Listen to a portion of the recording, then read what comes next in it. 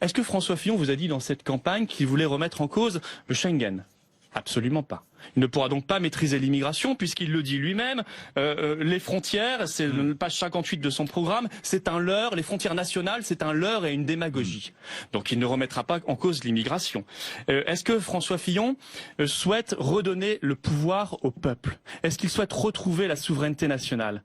Est-ce qu'il peut le faire en étant le candidat de la mondialisation sauvage et donc le candidat du meilleur outil, du meilleur instrument de cette mondialisation sauvage, c'est-à-dire l'Union européenne?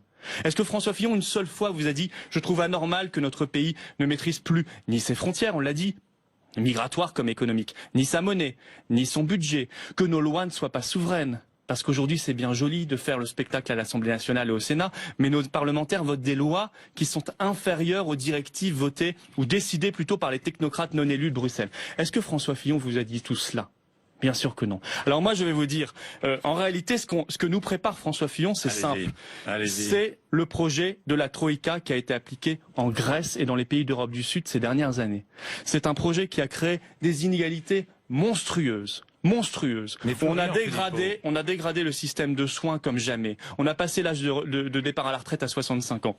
Est-ce que ça a apporté un mieux en termes de dette, un mieux en termes de croissance, de richesse et d'emploi? Absolument pas. Ça a dégradé la dette, ça a dégradé les déficits, ça a dégradé la croissance, ça a dégradé l'emploi. Aujourd'hui, en Grèce, vous avez 30% de chômage, quasiment 60% chez les jeunes. Alors moi, je ne souhaite pas cet avenir pour mon pays. Oui, je souhaite que mon pays soit libre, qu'il soit souverain et qu'il soit sûr et prospère. Et je sais qu'avec François Fillon, nous risquons d'avoir François Hollande en pire.